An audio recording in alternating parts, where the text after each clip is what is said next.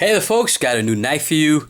So, day one after, actually it's not day one, today's actually Sunday. The Wieners didn't go to New York Custom Knife Show today. We typically skip Sunday because Sunday's really nobody left there except maybe some of the purveyors and typically Wicked Edge hangs around Sunday. I didn't even think Wicked Edge was there this weekend. I did not see him. I mean, I'm not saying some makers stick around, but predominantly Friday, Saturday, these guys are done, and all you're gonna see is their name tags on the table.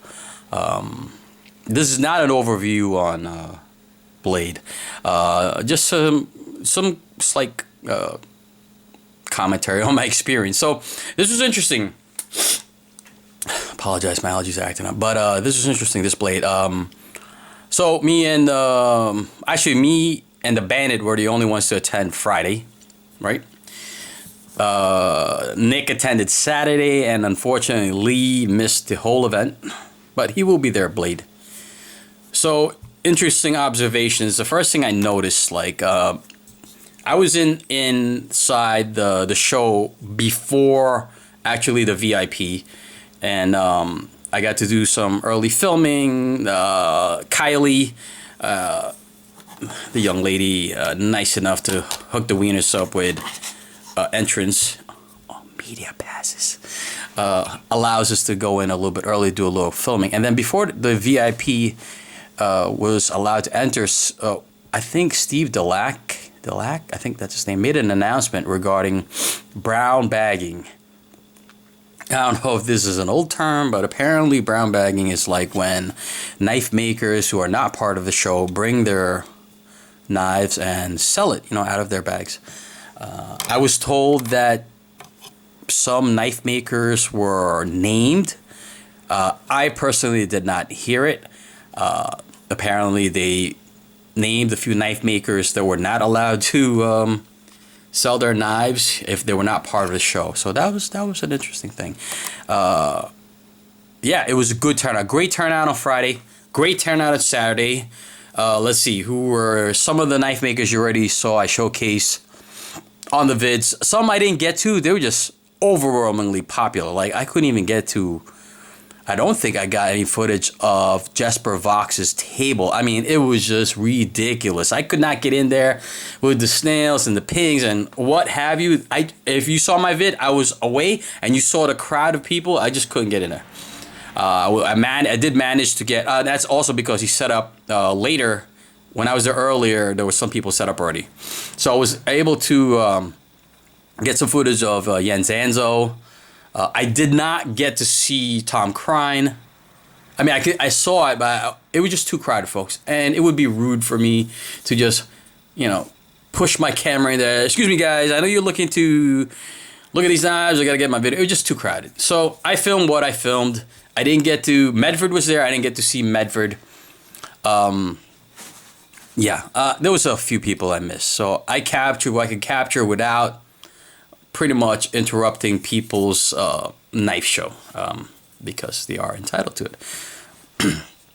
Some of the things that were unique that changed. Now I didn't enter the Hinderer lottery in Blade, but something different that happened in this show was that the production knives, like this one, were just on the table, and table price from Rick's site, same price that you get on the site, same as the table. There were no lotteries for the production knives. I believe they did hold lotteries for some of the custom knives, so they just had these available.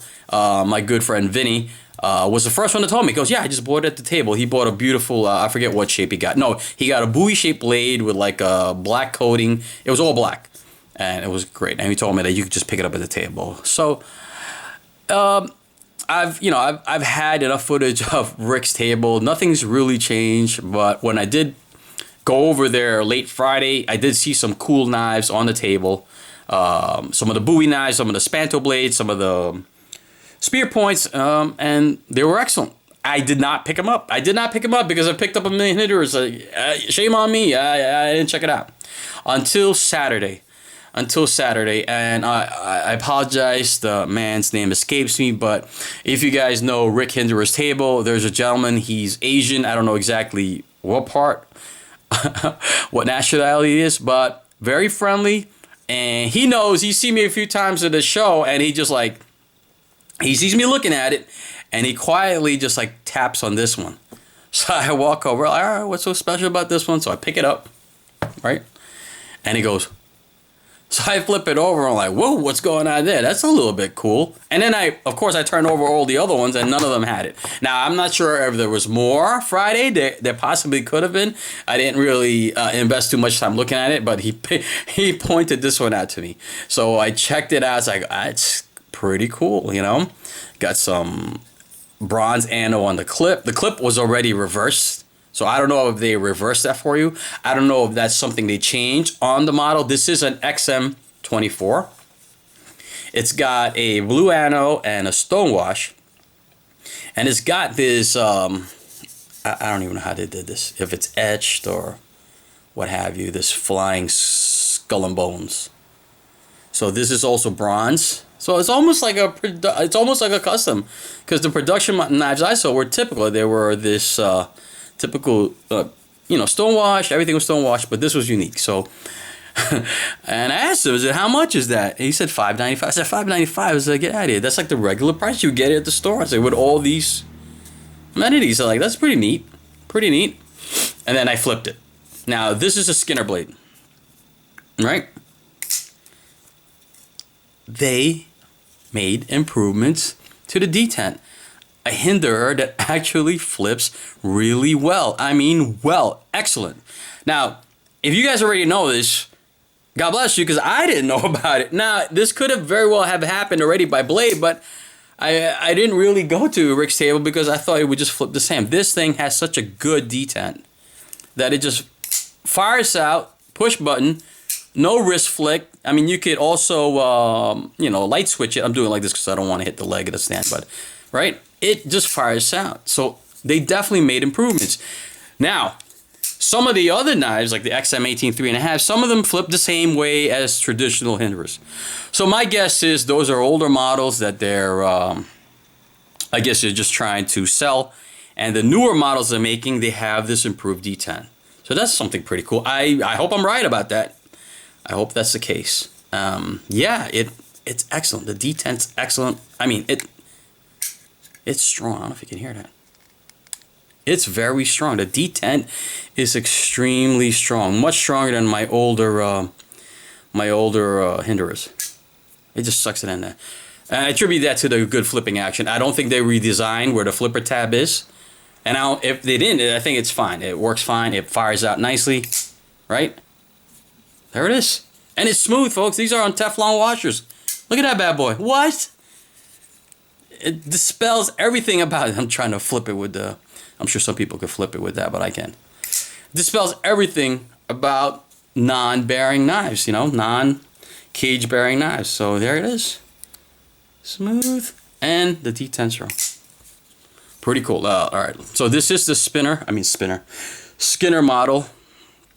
I just want to show you guys that. So it's typical stonewash. Hinderer logo. All right. Now, I don't know what that says around there. I mean, I'm sure when I watch it later, if it says anything, I can see it. But right now, I can't read it. Right? G10. Standoffs. And the lock side. Now, traditionally, I think they were only available in the custom. Maybe they did. I'm sorry. Maybe they did have some unique ones like on the production knives, but I was never, I never hit a lottery. I don't think I ever hit a Hinderer lottery. No, I haven't. So this is pretty cool that you can just buy it off the table. So, yeah, I don't even know what it looks like a flying skull and crossbones. Right now, again, I don't know if that's just the way they're doing it from now on. They're putting it on this side, but that's the way it was on the table. I don't know if the gentleman at Hinderer Knives rotated it already for you, because they know everyone does it. This one is S35VN. Good. Let's see the lockup. Lockup is midway.